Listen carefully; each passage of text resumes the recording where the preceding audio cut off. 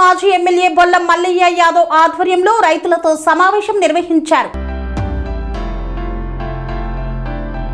మునగాల మండలం ఆకుపాములలో బీఆర్ఎస్ మాజీ ఎమ్మెల్యే బొల్ల మల్లయ్య యాదవ్ ఆధ్వర్యంలో రైతులతో సమావేశం నిర్వహించారు. రైతు వ్యతిరేక విధానాలపై ప్రభుత్వంపై ధ్వజమెత్తారు. రైతు సంక్షేమం, ప్రభుత్వ తీరుపై రైతులకు అవగాహన కల్పించారు. కరువు పరిస్థితులను రైతులకు వివరించడంలో ప్రభుత్వం విఫలమైందన్నారు. రాష్ట్రంలో రైతుల పక్షపాతి కేసీఆర్ మాత్రమేనని పేర్కొన్నారు బొల్ల మల్లయ్య యాదవ్.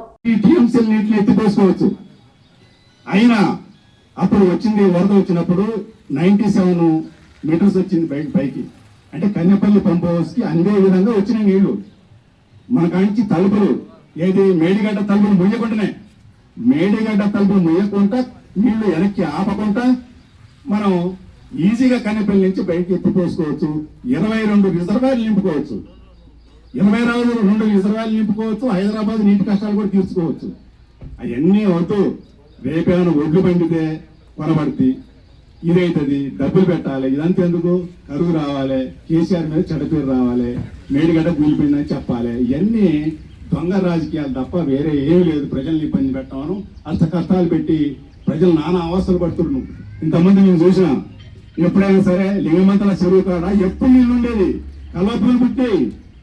5 సంవత్సరాలు కలవపూలు పుట్టి అంతకుముందు దాంట్లో వండుకొని తినరు.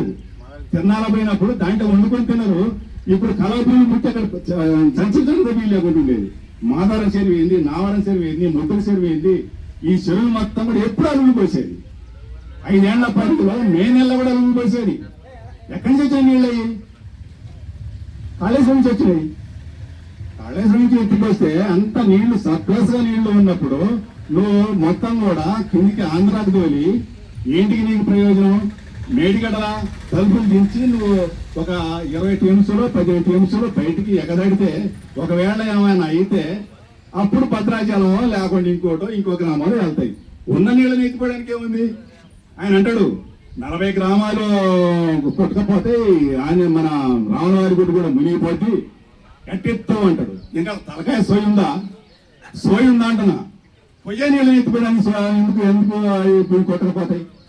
పొయ్య నీళ్ళని ఆపి మనం ఒక 3 టీఎంసీలు తీసుకుంటే వరద తగ్గుద్ది. ఇంకా గోదావరి వరద తగ్గే ఇంకా మనకి వరద 30 ఉండదు ఆడ.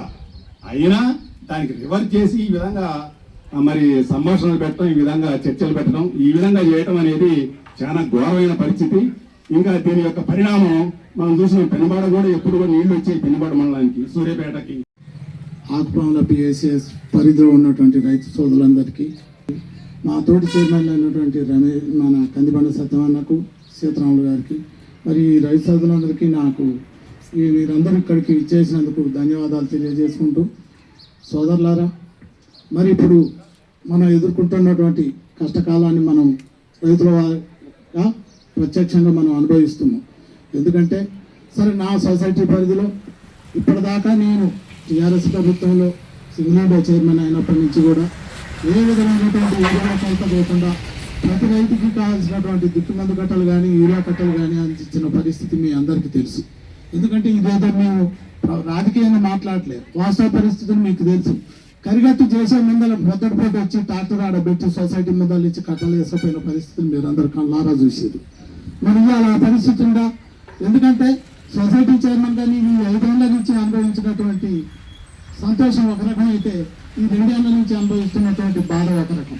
ఎందుకంటే ఇవాళ ఈ టైంకల్లా నేను కనీసం ఒక 20 రోజులు దిక్కుమంది కట్టలు మన సొసైటీ పరిధిలో రైతులకు అందించేటువంటి పరిస్థితి ఉండే. దాంతో ఇటు సొసైటీ సిబ్బందికి జీతాలు కానీ రైతులకు సంతోషం కానీ కలిగించిన వారిని అయినటువంటిది గర్వంగా చెప్పుకోగలుగుతున్నాం. కానీ ఇవాళ ఆ పరిస్థితి లేదు. ఎందుకంటే రైతులంతా డిఏపి కావాలని అడుగుతుంటే ఇవాళ మొత్తం మీద కూడా 600 కట్టలు అది నిన్న వచ్చిన పరిస్థితి ఏర్పడదు. అది మనం 4 నెలల కింద డీడీ తీస్తే ఇవాళ వచ్చిన పరిస్థితి ఉంది. మరి రైతులు ఏమో 1350 డిఏపి కాబట్టి డిఏపి కావాలని డిమాండ్ చేస్తున్నారు, అడుగుతున్నారు. ఆ పరిస్థితి మనం వాళ్ళకి అందియలేకపోతున్నాం, ఆ మందు కట్టలను అందియలేకపోతున్నాం. ఇటువంటి పరిస్థితులలో చివరికి వచ్చేసరికి సొసైటీలు నిర్వీర్యమయ్యేటటువంటి పరిస్థితి మనకు అర్థమవుతుంది. ఎందుకంటే వాళ్ళు జీతాలు ఇవ్వలేని పరిస్థితి. మనం ఎప్పుడైతే ఈ ఫెర్టిలైజర్ అమ్ముతామో అప్పుడు రైతులకు జీతాలు, సొసైటీ సిబ్బందికి జీతాలు సంపూర్ణంగా ఇవ్వగలుగుతాం. ఇవాళ ఆ పరిస్థితి లేదు. ఈ 4-5 ఏళ్లలో పూర్తిగా ఈ సహకార వ్యవస్థ అనేది నిర్వీర్యం జరుగుతుంది ఈ ప్రభుత్వ చర్యల వల్ల అని చెప్పేసి తప్పని పరిస్థితి ఈరోజు ఆపడుతుంది మిత్రులారా. అదేవిధంగా ఇక కరెంటు విషయానికి వస్తే మన మల్లన్న గారు ప్రతి ఊరు తిరుగుతున్నాడు, ప్రతి ఊరు చూస్తున్నాడు, రైతుల విన్నపాలు వింటుండు, వాళ్ళ బాధలు వింటుండు. ఎందుకంటే రాత్రిపూట కరెంటు లేదు, ఇవి వచ్చిపోయే ఈ గిన్నె నీళ్ళను బారించుకుందామంటే పండించుకోలేని పరిస్థితి. ఈ విషయాలన్నీ కూడా మన మల్లన్న గారు కూలంకుషంగా వివరిస్తారు. కాకపోతే సొసైటీ చైర్మన్గా సొసైటీలో ఉన్నటువంటి బాధల్ని ఇబ్బందులు మాత్రం మీ దృష్టికి తీసుకొస్తున్నా. ఎందుకంటే ఇన్నేళ్లు నడిచిన ఈ సొసైటీ వల్ల ఈ 2-3 ఏళ్లలో ఆగమైపోతుంది. దాని విషయం మాత్రం మీ అందరి దృష్టికి తీసుకొస్తున్నాం. ఇప్పటిదాకా మార్కెట్కి ఒక 40 కోట్ల రూపాయలు ప్రతి సంవత్సరం ప్రభుత్వం నుంచి జమ చేస్తుంటే రవాణా ఛార్జీలు రైతు మీద పడకుండా సొసైటీల నుంచి మనం మందు కట్టాల ఎంఆర్పి రేటే రైతులకు ఇస్తున్నాం. కానీ రేపటి నుంచి ఏ కట్ట వచ్చినా కూడా 35 రూపాయలు రైతుల నుంచి వసూలు చేయమని చెప్పేసి కలెక్టర్లే ఆర్డర్లు పెడుతున్నారు. ఎందుకంటే రవాణా ఛార్జీల కోసం గవర్నమెంట్ మార్కెట్కి ఏ విధమైనటువంటి డబ్బులు ఇవ్వలే. ఇప్పటిదాకా వాడు కేవలం లారీని మనకు ఉత్తగానే పంపించేది. మనం కట్టల రేటు మీదనే 265 రూపాయలు, 270 రూపాయలు యూరియా కట్టకు రాసి మనం రైతుల కాడ తీసుకుంటున్నాం. కానీ రేపటి రోజు నుంచి మనం 30 రూపాయలు కలిపితే 300 రూపాయలు కట్టాకు వసూలు చేయాల్సినటువంటి పరిస్థితి రైతులకు ఏర్పడుద్ది. ఈ విషయాలన్నీ మీరు అర్థం చేసుకోవాలి. ఎందుకంటే దీనికి చైర్మన్, సీఈఓను ఇంకోలో బాధ్యులు కాదు, కేవలం ప్రభుత్వమే దీనికి బాధ్యులు. ఈ విషయాన్ని మీరు అందరూ అర్థం చేసుకొని సహకరిస్తారని చెప్పేసి ఈ సందర్భంగా మీకు తెలియజేసుకుంటూ, మనం ఏ రకంగానైనా సరే మన సహకార వ్యవస్థని కాపాడుకోవాలి, రైతులు ఆర్థికంగా బలోపేతం కావడానికి మన ప్రయత్నం మనం చేయాలని చెప్పేసి ఈ సందర్భంగా మీ అందరినీ కోరుకుంటూ, ఏ పిలిపించినా ఏ సందర్భం అయినా మనందరం కలిసికట్టుగా ఉన్నాం. రాజకీయాలకు అతీతంగా మనదంతా ఒకే కుటుంబం, రైతు కుటుంబం. ఆ అప్రాటంగా ముందుకు పోదాం. మీ అందరూ సహకరించాల్సిందిగా కోరుకుంటూ ఈ అవకాశం ఇచ్చిన మన అతిథి మనం సృష్టిలో ఉన్నాం. తెలంగాణ రాష్ట్రం ఎంతో కష్టం, 14 సంవత్సరాలు సుదీర్ఘంగా కష్టపడి సాధించుకున్న తెలంగాణ మన కేసీఆర్ గారు తీసుకొచ్చి ఇప్పుడు ఈ పరిస్థితిలో చూస్తున్నామంటే మనకి కళ్ళమ్మటి నీళ్లు గారే రోజులు వచ్చినాయి. ఎన్నో సంవత్సరాలు అన్నది కాదు, 2.5 సంవత్సరాలకే ఈ రోజు ఈ పరిస్థితి చూస్తామని మన కళలో కూడా అనుకోలేదు. గత 3 సంవత్సరాల కింద ఒక వ్యవసాయ భూమి అమ్ముతా అని ఒక రైతు అంటే ఎగబడి 10 మంది రైతులు వచ్చి కొనుగోలు కొనుక్కున్నారు. ఈ రోజు అమ్ముతా అంటే కొనుక్కునే దిక్కు దివాన్ లేకుండా పోతుంది. అంటే ఎక్కడొచ్చింది?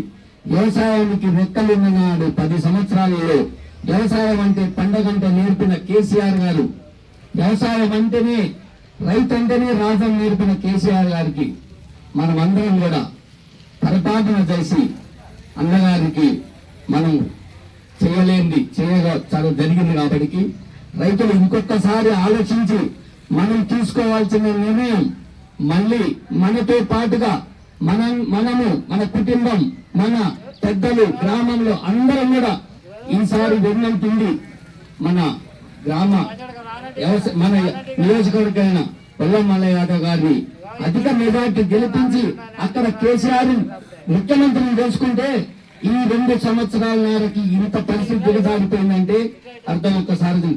మళ్ళీ ఈసారి కేసీఆర్ ముఖ్యమంత్రిని చేసుకొని మనం మళ్ళీ పాడి పంటలు చల్లగుండి రాజ్యం మళ్ళీ గతంలో 5 సంవత్సరాలు నేను రాజకీయంలో చైర్మన్ వచ్చినప్పుడు ఒకటే చెక్కులు ఒకటే పంచడం, రోజు నాకు ప్రోగ్రాలే ఉండేది. అసలు ఇప్పుడు ప్రోగ్రాలు అంటే ఏంటో తెలియట్లేదు, అసలు వ్యవసాయం ఏంటో తెలియట్లేదు. అసలు నేను దరిదాపు మా సహకార సంఘంలో 3 గ్రామ పరిధిలో నేను ఎడ్లు కొనుగోలు సెంటర్లు పెడితే 40-50 ఒక్కొక్క సెంటర్ 40-50 లారీలు ఎత్తిను. ఇవాళ 2 లారీలు ఎత్తిన దిక్కు దివాన్ లేదు. అంటే ఎడిపోవాలి సంఘాలు, ఈ రైతులు ఎడిపోవాలి, కొనటానికి దమ్ము లేదు, కొనుగోలు కొనటానికి సెంటర్లు ఇచ్చి కొనుగోలు కొనటానికి దమ్ము లేదు, రైతుకు కావాల్సిన ఎగుమతులు అన్ని చేస్తానికి దమ్ము లేదు, ఏదీ లేదు. శాతకాని నిమిత్తం ఎంఆర్ఓ ఆఫీసు పోతే ఎంఆర్ఓ గారు హాయిగా నిద్రపోతారు, ఏం పని చేసలేదు. ఏదో భూమి వెంట పెట్టుకుంటుంది, ఒకటి ముందర వేసుకుంటుంది, అది లేదు. ఏ ఆఫీస్కు పోయినా నిద్రపోయినా మత్తులాగా నడుస్తుంది ఈ ప్రభుత్వం. అని ఇంతకాలం ఎత్తిపోసి ఉన్నట్టయితే కనీసం భూగర్భ జలాలన్నా మిగిలేదు. భూగర్భ జలాలు మిగలటం, విద్యుత్ ఉత్పత్తి కూడా జరగడం వల్ల నాణ్యమైన విద్యుత్ వచ్చి మోటార్లు కరెంటు కూడా మంచిగా ఉండి పొలాలు పండే పరిస్థితి ఉండేది. కానీ ఆ పరిస్థితులు లేకుండా ఈ ప్రభుత్వం చేసి రైతుల్ని ఇబ్బంది పెడుతుంది. రేపు ఇదే పరిస్థితులు ఇంకా కాలం ఉంటే అసలు ఒడ్లు కొనే పరిస్థితి కూడా ప్రభుత్వం లేదు. ఈ రోజు మన సూర్యాపేట జిల్లాల గవర్నమెంట్కి ఇచ్చిన ధాన్యాన్ని 59 కోట్లు స్వహా జరిగిందని ప్రభుత్వం ఇవాళ పేపర్లో ప్రకటించింది. అంటే మన దగ్గర ఉన్న మంత్రి గారి నియోజకవర్గంలో పౌర సరఫరా శాఖ మంత్రి అయినటువంటి ఉత్తమ్ కుమార్ రెడ్డి గారి దగ్గరనే 59 కోట్లు జరిగిందంటే ఈ ప్రభుత్వం ఎడిపోతుంది. ఇది దోపిడీ రాజ్యమా, దొంగల రాజ్యమా? ఇప్పటికైనా ప్రభుత్వం కళ్ళు తెరిచి రైతులు వ్యవసాయం చేయలేని పరిస్థితిలో ఉన్నారు కాబట్టి కౌలు వృద్ధి ఖచ్చితంగా రైతుకి ఈ పొలం చేయలేని పరిస్థితి ఎకరానికి ఇంత అనేది ఇచ్చి రైతులను ఆదుకోవాల్సిన అవసరం ప్రభుత్వానికి ఉంది. ఇది ప్రభుత్వానికి పెద్ద లెక్క సమస్య కాదు, కానీ రైతు బాగుండాలనే కోరిక వాళ్ళకు ఉండాలి. ఆ పరిస్థితి ప్రభుత్వం దగ్గర లేదు. విద్యార్థుల దగ్గర విద్యార్థులు ఇబ్బందులు ఉన్నారు, రైతులు ఇబ్బందులు ఉన్నారు. అందరూ కూడా ఈ ప్రభుత్వంలో మంచి గుణం అని చెప్పే ఎవరూ లేరు. కాబట్టి మీరందరూ రైతులు కూడా మేము వచ్చి మీటింగ్ పెడితే రావడం కాకుండా మీ సమస్యల మీద మీరు పోరాటం చేస్తే మీ వెనక బీఆర్ఎస్ పార్టీ మల్లయ్య రాకుండా మేము అందరం కూడా ముందుండి మీకు ఏ కార్యక్రమం కావాలన్నా ఏ ఇబ్బంది జరిగినా బీఆర్ఎస్ పార్టీ ఎల్లప్పుడూ మీ ఎమ్మటి ఉంటుంది. రైతులు దీన్ని అర్థం చేసుకొని భవిష్యత్తులో రాజకీయాలకు అతీతంగానే మేము అందరి ఇప్పుడు టీఆర్ఎస్ పార్టీ రైతులని కాంగ్రెస్ పార్టీ రైతులనేది కాదు, రైతులకు ఇబ్బంది పరిస్థితుల్ని తెలియపరుస్తున్నాం. మీరందరూ ఏకదాటిగా ప్రభుత్వంపై తిరుగుబాటు చేసి రైతు ఉద్యమం కోసం మీరందరూ పనిచేయాలి. రైతులు కావాల్సిన ఏమన్నా ఎరువులు, అదేవిధంగా ప్రతి విషయంలో మందు కట్టలు కానీ, నీరు విషయంలో కానీ, కరెంటు విషయంలో కానీ ప్రతిసారి మీరు నిలదీసే పరిస్థితులకు రావాలని కోరుతూ ఈ అవకాశం ఇచ్చిన మనం ఇక్కడ సమావేశమైనాం.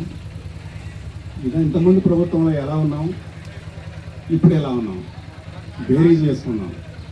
దానికి దీనికి తేడాలు మనం ఖచ్చితంగా కనిపెట్టడానికే మనం ఇక్కడ సమావేశం రావడం జరిగింది. మరి 3 సొసైటీల చైర్మన్లకి, ముఖ్య అతిథులు అన్నగారికి, అధ్యక్షులు రమేష్ గారికి అందరికీ కూడా నా యొక్క నమస్కారాలు. అదేవిధంగా వివిధ గ్రామాల నుంచి వచ్చినటువంటి రైతులకు కూడా ఈ సందర్భంగా నమస్కారాలు తెలియజేస్తూ ఉన్నాను. అసలు ముఖ్యంగా సమస్య ఏంటంటే ఎరువుల సమస్య.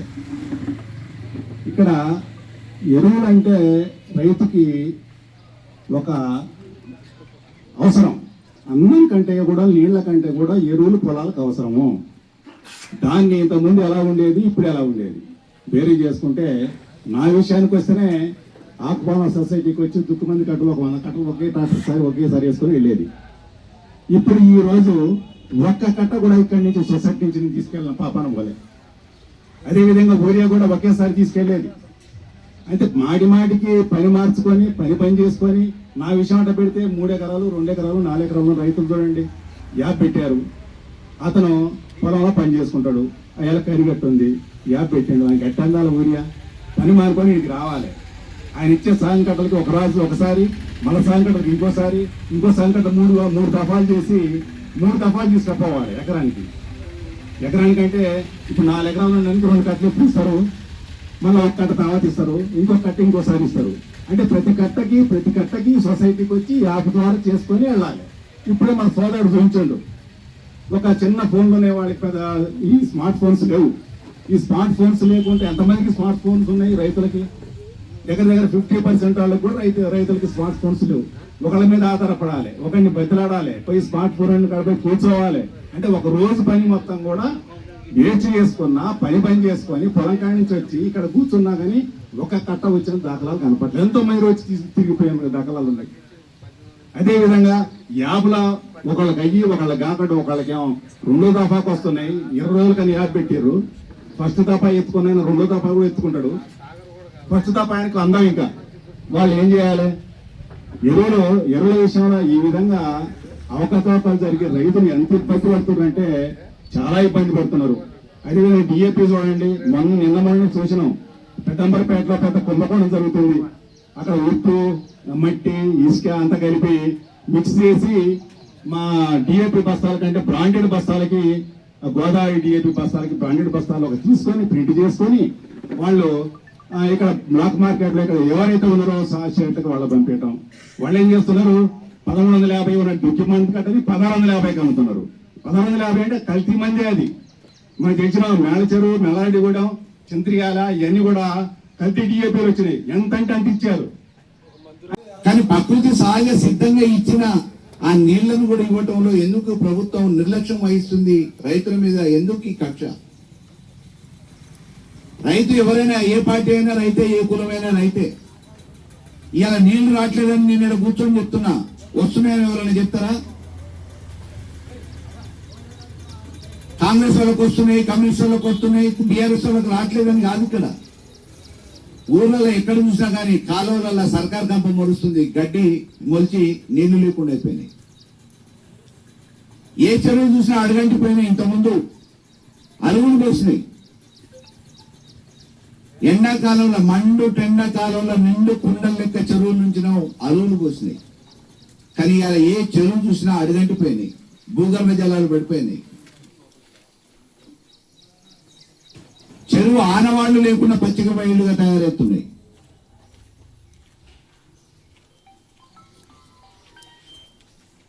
ఇలా నీళ్ల గురించి పట్టించుకోవట్లే. ఇక్కడ ఉన్న మా అమలుగా నాయకులు కూడా హెలికాప్టర్ల పైనుంచి వస్తున్నారు, పైనుంచి తిరుగుతున్నారు.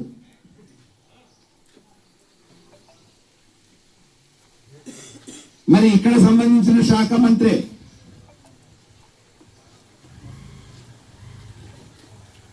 నీళ్లు లేవనే విషయం ఎందుకు గుర్తు రావట్లేదు? ప్రత్యామ్నాయ పంటలు అని చెప్పేసి చేతులు దులుపుకుంటే సరిపోదు. ఈ దేశానికి అన్నం పెట్టే రైతన్నని భావించాల్సిన అవసరం ఉంది. రేపు సామాన్య ప్రజలు దీనివల్ల బ్రతికోల్పోయే పరిస్థితి ఉంది.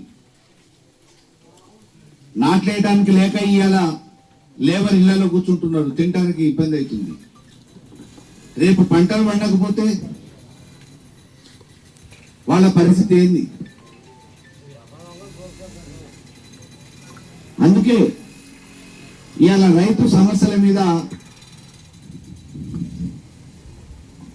బీఆర్ఎస్ పార్టీ అయ్యాల తెలంగాణ కోసం మాట్లాడింది. తెలంగాణ వస్తేనే ఈ రైతాంగానికి, అన్ని వర్గాల ప్రజలకు మేలైతుంది అని చెప్పేసి కేసీఆర్ గారు నిర్ణయించి ఢిల్లీ తాకిట్టు చెప్పారు. రాష్ట్రాన్ని సాధించిన తెలంగాణలో తెలంగాణ ప్రజల, రైతుల, అన్ని వర్గాల ప్రజల జీవితాన్ని మెరుగుపరచాలని అన్ని రకాల ప్రయత్నాలు చేస్తుంది. ఇవాళ రేవంత్ రెడ్డి ఎందుకు చేయలేకపోతున్నాడు? కరువని ఒక సాకు చూపించడం కాదు. రేపు మనకి షాపులు ఉండవని చెప్పి తెలిస్తే, రేపు షాపులు మూతపడితే ఎవరు షాపులు తీయాలని చెప్పి తెలిస్తే, ఇవాళ ఉప్పు, పప్పు ఇంట్లో ఏమేమి లేవో అన్ని తెచ్చుకుంటాం, కూరగాయలు తెచ్చుకొని ఇంట్లో పెట్టుకుంటాం. రేపు షాపులకు వెళ్ళినాం. నిన్న మొన్న రేవంత్ రెడ్డి గారి గవర్నమెంట్ లో ఆన్ చేసిన పంప్ హౌస్ కూడా మన కేసీఆర్ గారు కట్టింది. ఈ రకంగా ఒకవైపు గోదావరి మీద ఆ రోజు మేము హైటు ఇంటనే ఉంటేనే మేము ప్రాజెక్టు కట్టుకుంటామని చెప్పారు. అయ్యాల తెలుగుదేశం ఉన్నప్పుడు బాబ్లీ దగ్గర పోయి తెలుగుదేశంలో చంద్రబాబు నాయుడు గారు ఏదో పోరాటం చేయబోయారు. వాళ్ళు ఒప్పుకోలే హైటు పెంచడానికి, తగ్గటానికి. కానీ కేసీఆర్ గారు తెలంగాణ ప్రభుత్వం వచ్చిన తర్వాతనే 1-2 సెంటీమీటర్లు తగ్గించుకున్నాడో పొడిగించుకున్నాడో ఏమో కానీ మాకు మాత్రం ఇబ్బంది కాకుండా ఉండాలని చెప్పేసి ఆడ ఉన్న ముఖ్యమంత్రితో మాట్లాడి ఒప్పించి మెప్పించి కట్టుకున్నాం. దాని మూలాన 9.5 సంవత్సరాల కాలం పాటు స్వర్ణయుగాన్ని చూసినాం, ధాన్యపు రాసులు చూసినాం. ఈ ఇండియాకి అన్నం పెట్టే రైతన్న తెలంగాణ రైతన్నగా పేరు తెచ్చుకున్నాం. ఇవాళ పంటలు పండించుకోవడానికి, పొలాలు వేసుకోవడానికి, ఏ పంట పండించుకోవాలన్నా కానీ నీళ్ళు ఇచ్చే పరిస్థితి ఈ ప్రభుత్వానికి లేదు. అంతో ఇంతో వేసుకున్న ఆ పంటల్ని రక్షించుకోవడానికి నాణ్యమైన కరెంట్ ఇచ్చే పరిస్థితి ఈ రాష్ట్ర ప్రభుత్వానికి లేదు. తెలంగాణ ప్రభుత్వంలో కన్వర్టర్ల పరిస్థితి లేకుండా అయిపోయింది. కనుమరుగైన కన్వర్టర్లు, జనరేటర్లు, ఇన్వర్టర్లు అన్ని కనుమరుగైపోయినాయి. జనరేటర్తో పని లేకుండే, ఇన్వర్టర్తో పని లేకుండే, కన్వర్టర్తో పని లేకుండే. తెలంగాణ ప్రభుత్వాల కరెంటు కోసం ఆడ వ్యాపార సంస్థ అయినా, షాప్ అయినా, ఇల్లు అయినా, వ్యవసాయం అయినా. కానీ ఈరోజు ఎక్కడ చూసినా కానీ కరెంటు ఎప్పుడు వస్తుందో ఎప్పుడు పోతుందో తెలియని అయోమయ పరిస్థితులలో ఇంటికి ఒక ఇన్వర్టర్ తీసుకుంటున్నారు, కన్వర్టర్ తీసుకుంటున్నారు, బాయికాడ జనరేటర్ పెట్టుకునే పరిస్థితి వస్తుంది. మొన్న మధ్య నేను పేపర్లో చూసిన మహబూబాద్ జిల్లాలో వేసిన నారుమడిని బతికించుకోవటానికి, అరే ఆగ్రా నాయన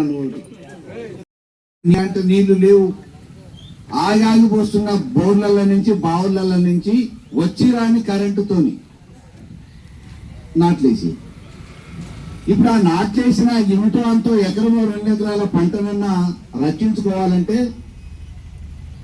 కరెంటు ఎప్పుడు వస్తుందో తెలియదు, ఎప్పుడు పోతుందో తెలియదు. అది ఆగాగి బోరు నీళ్లు లేకపోస్తుంది, భూగర్భ జలాలు పడిపోయి బోరేమో ఆగాగిపోస్తుంది. కరెంట్ ఎప్పుడు వస్తుందో ఎప్పుడు రాదో తెలియదు, ఎప్పుడు పోతుందో తెలియదు. ఫీజులు ఎగిరిపోతున్నాయి, మోటార్లు కాలుతున్నాయి, ట్రాన్స్ఫార్మర్లు కాలుతున్నాయి, కానీ ఈ ప్రభుత్వానికి పట్టింపు లేదు. నీళ్ల గురించి అడుగుతానేమో ఈ కన్నెపల్లి పంప్ హౌస్ ఆన్ చేస్తే కేసీఆర్ గారికి మంచి పేరు ఎక్కడ వస్తుందో అనే ఉద్దేశంతో ఇన్ని రోజులు మేము కాళేశ్వరం పనికిరాని ప్రాజెక్టు, ఇది వృధాగా ఉంది అని చెప్పి బదనాం చేసినాము. ఇవాళ కన్నెపల్లి పంప్ హౌస్ ఆన్ చేసి రైతులకు నీళ్లు ఇస్తే వీళ్ళు చెప్పిందంతా అబద్ధాలు, మాయమాటలు చెప్పారని మమ్మల్ని ఎక్కడ తంతరో బదనాం చేస్తారో అని చెప్పేసి ఇవాళ ప్రభుత్వం తప్పించుకునే ప్రయత్నం చేస్తుంది. మనకు హాయిగా దాదాపుగా జూన్ నుంచి వర్షాలు మన దగ్గర లేకపోయినా మహారాష్ట్రలో పైన పడ్డ వర్షాలు, అప్పుడో ఇప్పుడు జల్లులో వాతావరణాల పరిస్థితుల వల్ల పడ్డ నీళ్లు గోదావరిలో వస్తూనే ఉన్నాయి. అవన్నీ ఇవాళ ఎటుపోయినాయి, సముద్రం పాలైనాయి. మన పక్క రాష్ట్రం ఆంధ్ర పాలైనాయి. ఇవాళ మన పక్కనున్న రాష్ట్రం ఆంధ్రలో నీటిని ఆదా చేసుకుంటున్నారు, పైన కర్ణాటక నీటిని ఆదా చేసుకుంటున్నారు. ఆల్రెడీ హైట్ పెంచారు, ఎప్పుడో పొంగితే తప్ప మనకి పాపం ఆనాడు కాంగ్రెస్ నాయకుడే పి జనార్దన్ రెడ్డి గారు ఆల్మెట్టి హైట్ పెంచితే మా రాష్ట్రానికి ఇబ్బంది అవుతుంది, మాకు నీళ్లు కావాలంటే మీరు హైట్ పెంచొద్దు అని చెప్పేసి పోరాటం చేసిండు. అయినా వాళ్ళు అటో ఇటో మభ్యపెట్టో మాయ చేసో హైట్ పెంచుకున్నారు. మనకి హైట్ పెంచుకున్న ప్రత్యామ్నాయ మార్గాల గురించి ఎట్లా అని చెప్పేసి ఆలోచించి కేసీఆర్ గారు వచ్చిన తర్వాత ఆర్డీఎస్ ను బాగా చూసుకున్నాం. మౌన పసిపిల్లని ఏ రకంగానైతే సాత్తారో ఆ రకంగా ఇవాళ నారుమడిని బతికించుకోవడానికి ఎక్కడో నీళ్లను నింపుకొని వచ్చి ట్యాంకర్లతో తడిపి బతికించుకునే ప్రయత్నం చేస్తున్నారు. ఈ పరిస్థితి ఎప్పుడు చూసాం? తెలంగాణ రావటానికంటే ముందు కరువు కాటకాలు వెళ్తూ ఉంటే కప్పలకు పెళ్లిళ్ళు చేసినాం, వారం రావాలని. అయ్యాలంటే నిజంగా వర్షాలు వచ్చే అవకాశం లేవు, కప్పలకు పెళ్లిళ్ళు చేసాం. కానీ ఇలా ఉన్న నీళ్లను కూడా వాడుకోవటానికి వచ్చిన కష్టమేంది, నష్టమేంది, ఇబ్బంది ఏంది రేవంత్ రెడ్డి చెప్పాలి. ఇవాళ సమాధానం చెప్పకుండా తప్పించుకొని ప్రెస్ మీట్ల పేరు మీద ఉపన్యాసాలు ఇచ్చి ఎంతసేపు బీఆర్ఎస్ మమ్మల్ని ఏదో బదనాం చేస్తుందని కేసీఆర్ గారిని ఆరిపోసుకోవటం కాదు. ఇవాళ ఎవరి కోసం అడుగుతున్నాం మేము? నీళ్ళేమని కన్నెపల్లి పంప్ హౌస్ గారికి దగ్గరికి కేటీఆర్ గారి నాయకత్వంలో ఎన్ని ఇబ్బందులు పెట్టినా, అవరోధాలు సృష్టించినా వాటన్నిటిని అధిగమించి కేటీఆర్ గారు ఎందుకు పోయారు కన్నెపల్లి పంప్ హౌస్ దగ్గరికి? ఇప్పుడన్నా కళ్ళు తెరువు, మేము స్పష్టంగా ఇక్కడ చెప్తున్నాము, ఉన్న విషయాన్ని బహిర్గతంగా ప్రజలకు తెలిసే విధంగా పత్రికా విలేకరుల సమావేశంలో వివరిస్తున్నామని చెప్పడానికి పోయేది. కానీ ఇవాళ ఆన్ చేస్తారా అని అంటే ఆన్ చేయడానికి వాళ్ళకి ఏదో పట్టింపులు వచ్చినాయి, పంతాలకు పోతున్నారు. కరెంటు నాణ్యమైన బొగ్గునంతా బయట అమ్ముకుంటున్నారు, పనికిరాని బొగ్గుని వాడుకుంటా అంటున్నారు. ఇవాళ రైతులకు అవసరం ఉంది కరెంట్ అనే విషయాన్ని మర్చిపోయారు. వాళ్ళ చేతులు నింపుకోవడానికి బొగ్గు నమ్ముకొని కరెంటు కూడా లేకుండా చేస్తూ ఉన్నారు. ఆఖరికి ఎరువుల కాడికి వస్తే కల్తీ ఎరువులు, విత్తనాలు కల్తీవి,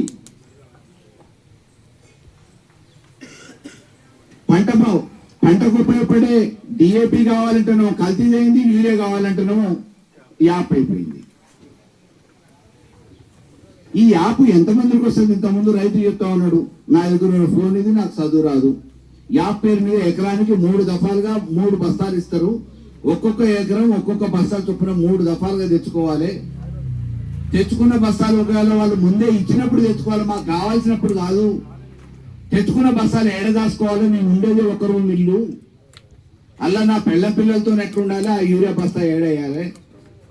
ఇంతకుముందు కేసీఆర్ గారు ఉన్నప్పుడు ఆటో ఆయనకు చెప్పి యూరియా వేసుకొని రా అంటే ఆటో ఆయన తీసుకొని వచ్చి యూరియా బస్తాలు దింపిన సందర్భాలను చూసినాం. కానీ ఇలా ఈ యాప్ పేరు మీద మాకు ఇబ్బంది జరుగుతుందని చెప్పేసి రైతులు గొప్పలు పెడుతున్నారు. మాకు బాధ్యత ఉంది కాబట్టి ఇక్కడ పుట్టిన బిడ్డగా తెలంగాణ రైతాంగానికి, నా నియోజకవర్గ రైతాంగులకి న్యాయం జరగాలనే ఆలోచనతో నేను ఈ ఆవేదన వ్యక్తం చేస్తున్నా. దానికి సంబంధించి రేపటి భవిష్యత్తులో రైతు ప్రయోజనాన్ని కాపాడటానికి మీరందరి సమ్మతితోని ఈ రాష్ట్ర ప్రభుత్వం మీద కొట్లాడితే తప్ప మొద్దు నిద్ర వీడే పరిస్థితి లేదు. దున్నపోతు మీద వర్షం కురిసనన్న లేసేదేమో కానీ ఈరోజు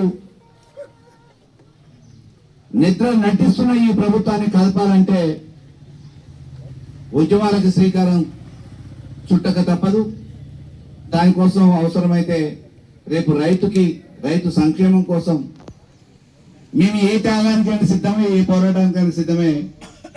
మీ అందరి సూచనలు సలహాల మేరకు మన నియోజకవర్గంలో మళ్ళా పచ్చని పొలాలతో కలకలలాడటానికి, నీళ్లు కరెంటు తెచ్చుకోవడానికి అవసరమైతే పోరాటానికైనా సన్నద్ధమేదామని చెప్పేసి మీ అందరికీ తెలియజేసుకుంటున్నాను. పచ్చని పొలాలతోని కలకల్లాడే కోదాడు నియోజకవర్గం ఏ మండలంలో చూసినా ఈ రోజు బీడు భూములుగా మారి ఎడారిని తలపిస్తున్నాయి. వ్యవసాయం కౌలు రైతులు కొంత, వ్యవసాయం ఉన్న ఆసాములు వాళ్ళకున్న దాంట్లో ఎకరానికో 2 ఎకరాలకో పరిమితం అయ్యే పరిస్థితి వచ్చింది. ఇవాళ నారుని బతికించుకోవడానికి ఇవాళ ట్యాంకర్లు పెట్టి నీళ్లు పోసుకునే పరిస్థితి వచ్చింది. ఇక్కడనో అక్కడనో బోర్ల మీద బావుల మీద ఆధారపడి నాట్లేసుకున్న ఆ పొలాల్ని బతికించుకోవడానికి పసిపిల్లలకి పాలు ఎట్లు ఇస్తారో ఆ రకంగా ఈరోజు నీళ్ళు ఎక్కడి నుంచి వస్తాయని చెప్పేసి వెతుక్కుంటూ భూగర్భ జలాలు పడిపోతే బోర్లు ఆగి పోస్తుంటే వచ్చి రాని కరెంటుతోని బతికించుకోవడానికి నానా యాతన పడుతున్నారు ఈ రైతులు. పంటలు పండించుకోవడానికి నీళ్ళు ఇచ్చే పరిస్థితి లేదు. ఎంతో అంతో ఎకరమో 6 ఎకరమో పొలాలు వేస్తే వాటిని బతికించుకుందామంటే నాణ్యమైన కరెంట్ ఇచ్చే పరిస్థితి లేదు కాంగ్రెస్ ప్రభుత్వానికి. ఎలినోవా పేరు మీద ఈరోజు సాకులు చెప్పి చేతులు దులుపుకునే ప్రయత్నం చేస్తుంది ఈ రేవంత్ రెడ్డి ప్రభుత్వం. ఎలినోవా వస్తుందని అకస్మాత్తుగా వచ్చింది కాదు, ఇది 6 నెలల ముందు నుంచి శాస్త్రవేత్తలు హెచ్చరిస్తూనే ఉన్నారు. దానికి సంబంధించి ముందస్తు జాగ్రత్తలు ఈ ప్రభుత్వం రైతుల కోసం, రైతులను దృష్టిలో పెట్టుకొని ఏ ఒక్క చర్య తీసుకోలే. ఇవాళకి కూడా వేసిన పంటలకి ఎరువుల కోసం పోతే నకిలీ డిఏపీలు దొరుకుతున్నాయి. యూరియా కావాలంటే యాపులలో బుక్ చేసుకోమంటారు, అది ఎట్లనో తెలియక ఇబ్బంది పడుతూ ఉన్నారు. నీళ్లు కావాలంటే ట్యాంకర్లు శరణమైపోయింది. కరెంటు కావాలంటే జనరేటర్లతో ఎట్లా నడిపించుకోవాలా తెలుసుకోలేని పరిస్థితులలో ఈరోజు తెలుసుకోవడానికి ప్రయత్నం చేస్తూ ఉన్నారు రైతాంగం. ఇన్వర్టర్ల కాలం వచ్చింది, జనరేటర్ల కాలం వచ్చింది, కన్వర్టర్ల కాలం వచ్చింది. రైతులు వాళ్ళు పెట్టిన మోటార్లు ఎప్పుడు ఫీజులు పోతాయో, ఎప్పుడు మోటార్ కాలిపోతుందో అనే ఆందోళనలో వచ్చి రాని కరెంటుతో ఇబ్బంది పడుతూ ఉన్నారు. ట్రాన్స్ఫార్మర్లు కాలిపోతున్నాయి, తీగలు కిందికి జారుతున్నాయి. అయినా విద్యుత్ అధికారులు పట్టించుకునే నాదుడు లేడు, వాళ్ళని సమీక్షించే పరిస్థితి ఈరోజు ప్రభుత్వానికి లేదు. అందుకే మేము ఈ ప్రభుత్వాన్ని డిమాండ్ చేస్తున్నాం, నాణ్యమైన కరెంట్ ఇవ్వండి, నాణ్యమైన కల్తీ లేని ఎరువులు పంపిణీ చేయండి, ఈ కల్తీని అవినీతిని అరికట్టండి. రైతును దోపిడీ చేస్తున్న తూకం పేరు మీద, తాలు పేరు మీద దోపిడీ చేసే ప్రయత్నం పంట దిగుబడి వచ్చినప్పుడు జరుగుతూ ఉంది.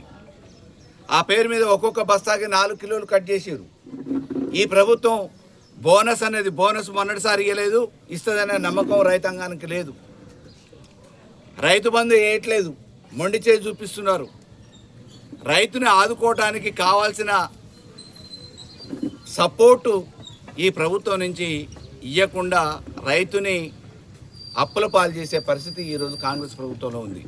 గొప్పలు చెప్పుకుంటున్నారు మాది ప్రజాపాలన, రైతు రాజ్యం అని. ఎక్కడ చూసినా పని దొరకక సామాన్యులు, రైతు కూలీలు ఇవాళ ఇబ్బంది పడుతూ ఉన్నారు. నాట్లేయడానికి వ్యవసాయమే జరగట్లేదు, నాట్లేయడానికి ఎవరిని మమ్మల్ని పిలవట్లేదు, తినడానికి ఇబ్బంది అవుతుందని అంటున్నారు. మీరు పెట్టిన ప్రతిష్టాత్మకంగా గొప్పలు చెప్పుకొని జబ్బాలు తెచ్చుకునే ఆ సన్న బియ్యం కూడా ఈ రైతు పండించేదే. రైతు ఇవాళ పంట పండియకపోతే మీరు ఏ గొప్పలైతే చెప్పుకుంటున్నారో, ఇందిరమ్మ రాజ్యంలో సన్న బియ్యం ఇచ్చి మేము సామాన్యుల్ని బతికిస్తున్నామని, ఆ సన్న బియ్యాన్ని కూడా ఇయ్యలేని దుస్థితి, సామాన్యుల్ని బతికేయలేని పరిస్థితి వస్తుంది. కాబట్టి ఇప్పుడైనా వెనువెంటనే కళ్ళు తెరిచి రైతుని బతికేయడానికి, రైతుని ఊబిలో అప్పుల ఊబిలో పోనీయకుండా ఉండటానికి, రైతుని కాపాడటానికి ప్రత్యామ్నాయ ఏర్పాటు ఈ ప్రభుత్వం వెంటనే చెయ్యాలి. ఇప్పటికీ కాలం గడిచిపోలేదు. ప్రాజెక్టులలో నీళ్ళని ఎత్తిపోసుకోవడానికి ఆస్కారం ఉంది. ఎత్తిపోసిన నీళ్ళని వెనువెంటనే చెరువుల్ని నింపండి. చెరువుల ద్వారా భూగర్భ జలాలు పెరుగుతాయి.